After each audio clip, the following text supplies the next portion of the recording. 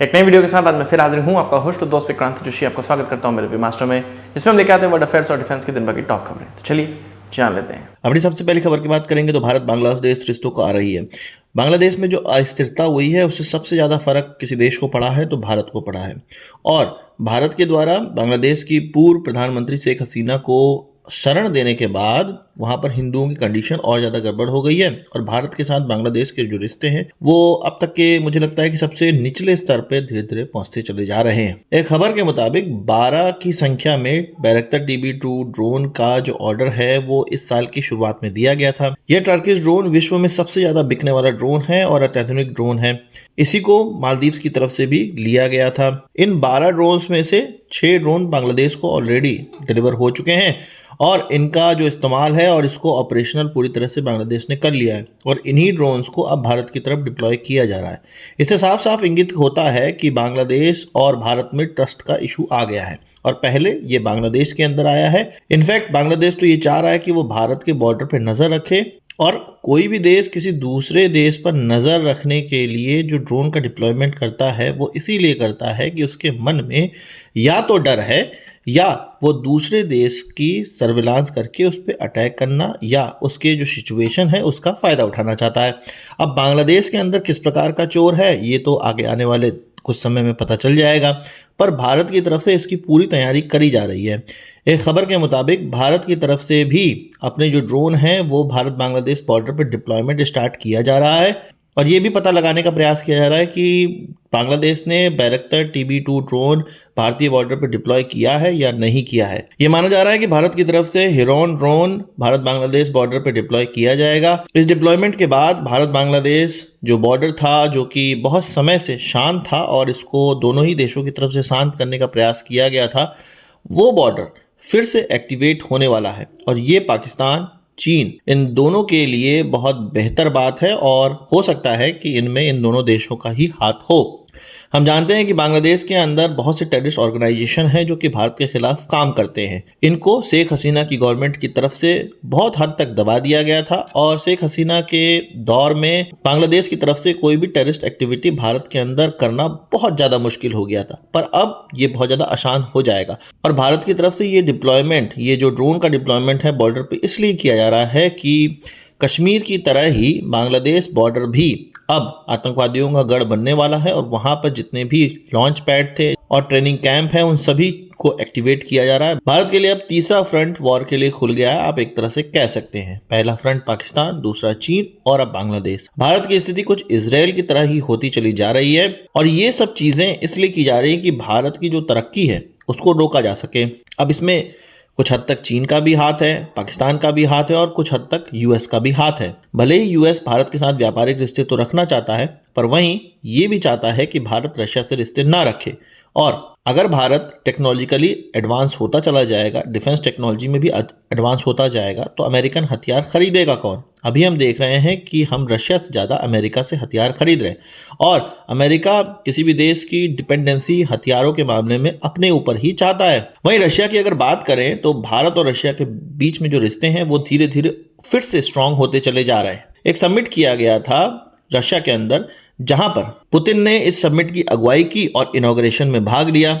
इस समिट को कहा जा रहा है रशिया कॉलिंग इन्वेस्टमेंट और ये कुछ वैसा ही है जैसा भारत ने मेक इन इंडिया के लिए इनिशिएटिव लिया था और ये चीज पुतिन ने भी रिकॉग्नाइज करी। उसने खुद अपने एड्रेसिंग में ये कहा, अपनी स्पीच में ये कहा कि ये जो रशिया कॉलिंग इन्वेस्टमेंट फोरम है ये कुछ उसी प्रकार का है जैसा कि भारत के द्वारा मेक इन इंडिया इनिशिएटिव लिया गया है। उन्होंने ये कहा कि वो प्रधानमंत्री मोदी के मेक इन इंडिया इनिशिएटिव से काफ़ी ज़्यादा प्रभावित हुए हैं और भारत के अंदर बहुत अच्छे रिटर्न भी मिल रहे हैं, इसलिए वो अब आगे चल के जो रशियन कंपनी का मैन्युफैक्चरिंग है वो भारत के अंदर स्टार्ट करेंगे।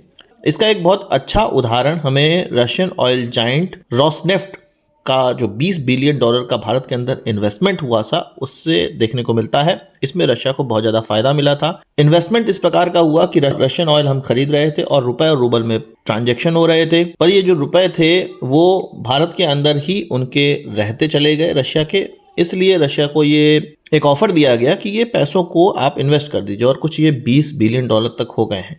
अब रशिया को इसका जो इन्वेस्टमेंट का है उसका फ़ायदा धीरे धीरे मिल रहा है और इसीलिए पुतिन अब चाहते हैं कि भारत के अंदर उनकी जो डिफेंस कंपनी है या अन्य मैन्युफैक्चरिंग कंपनी है जिन पे कि सैंक्शंस के खतरे मंडराते रहते हैं या सैंक्शंस हर बार लग जाता है, वो भारत के अंदर अगर मैन्युफैक्चरिंग स्टार्ट कर देंगे तो उन पे सैंक्शंस का खतरा नहीं रहेगा या बहुत कम रहेगा और उनको इन्वेस्टमेंट पे अच्छा मुनाफा भी मिल रहा है। इसलिए वो भारत के अंदर तो इन्वेस्ट कर भी रहे हैं और रशिया के अंदर दूसरे देशों को इन्वेस्ट करने के लिए कह रहे हैं और मेक इन इंडिया से बहुत ज़्यादा प्रभावित है। आपका इस पर क्या कहना है कमेंट बॉक्स में ज़रूर बताइएगा। वहीं बात कर लेते हैं डैसॉल्ट एविएशन की। हम जानते हैं कि राफेल एम को हमने चुन लिया है अपने एयरक्राफ्ट कैरियर के लिए और इसकी डील जल्द ही साइन होने वाली है। डैसॉल्ट की तरफ से ये कहा गया है कि इंडिया स्पेसिफिक इन्हेंसमेंट है, या आप कह सकते हैं कि जो अभी का राफेल एम है उसमें कुछ भारत के हिसाब से इन्हेंसमेंट और अपग्रेडेशन किए जाएंगे जिसके लिए हम पे भी कर रहे हैं। वो सब डील के साइन होने के बाद ही सामने रखा जाएगा। ये डील हो सकता है 2-3 महीनों में साइन हो जाए और डैसॉल्ट एविएशन ने कहा है कि 18 महीनों का समय लगेगा जो टेक्नोलॉजिकली अपग्रेड्स इस राफेल एम में करने हैं उन सब चीज़ों को सामने लाने में या उन सब चीज़ों को इनकॉर्पोरेट करके एक एयरक्राफ्ट वो भारत के सामने रखेंगे। वैसे तो राफेल एम बहुत अच्छा और बहुत अत्याधुनिक एयरक्राफ्ट है पर उसमें कुछ भारत के हिसाब से इन्हेंसमेंट करने हैं। भारत के दुश्मनों और उनके पास जो हथियार हैं उनका काउंटर हमारे पास इन एयरक्राफ्टों में होना चाहिए। उन सभी चीज़ों को इनकॉर्पोरेट करके ये भारत के अंदर आएंगे तो हम आशा करेंगे कि बहुत अच्छे इन्हेंसमेंट हमें देखने को मिले और हमारे दुश्मनों की नाक में दम हो जाए युद्ध के समय। बात कर लेते हैं बांग्लादेश की। तो बांग्लादेश की तरफ से भारत के जो मिशन है बांग्लादेश के अंदर उसको तलब किया गया है, उसको समन किया गया है। इससे पहले उनकी तरफ से जो उनके डिप्टी हाई कमिश्नर थे जो कि कोलकाता में पोस्टेड थे उनको वापस भी बुलाया गया था और वो इसलिए बुलाया गया कि भारत की तरफ से जो हिंदुओं पर होने वाले बांग्लादेश के अंदर अटैक हैं उनके प्रोटेस्ट करने के लिए हमारे लोग उनके हाई कमीशन के सामने पहुंच गए थे। इससे बांग्लादेश को डर भी लगा होगा, इसलिए वो अपने लोगों को वापस बुला लिया था। इसके अलावा बांग्लादेश की इतनी औकात हो गई है कि अब हमारे वो हाई कमिश्नर या हमारा जो मिशन है वहाँ पर उनको समन भी करने लगे हैं। हालांकि समन करना कोई औकात और बेऔकात की बात नहीं है, पर बांग्लादेश भारत के साथ क्लियर हो चुका है कि रिश्ते अच्छे नहीं चाह रहा है और वो इस चीज़ से खिन्न है कि शेख हसीना भारत के अंदर है और शेख हसीना को भारत कुछ होने नहीं दे रहा है। बांग्लादेश की करंट गवर्नमेंट या बांग्लादेश के अंदर जो ये करवा रहा है वो ये भी जानता है कि एक ना एक दिन शेख हसीना का दौर फिर से बांग्लादेश के अंदर आएगा जब जो सिचुएशन है वो उनके हाथ से निकल जाएगी तब, और कभी ना कभी उनकी देश की जनता ये जानेगी कि शेख हसीना की गवर्नमेंट ही अच्छी थी।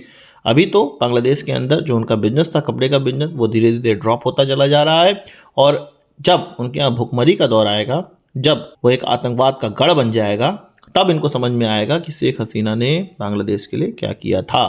आपको क्या कहना है कमेंट बॉक्स में जरूर बताइएगा। आज की इस वीडियो के लिए बस इतना ही। आशा करता हूँ कि वीडियो पसंद आया होगा। आपको एक बड़ा थम्स अप जरूर देंगे। इस वीडियो संबंधी सवाल सुझाव हो कमेंट बॉक्स में जरूर लाइएगा और यदि आपने हमारा चैनल सब्सक्राइब नहीं किया उसे भी कर लीजिए क्योंकि हम इस प्रकार की वीडियो लाते रहते हैं। नमस्कार, थैंक यू, जय हिंद।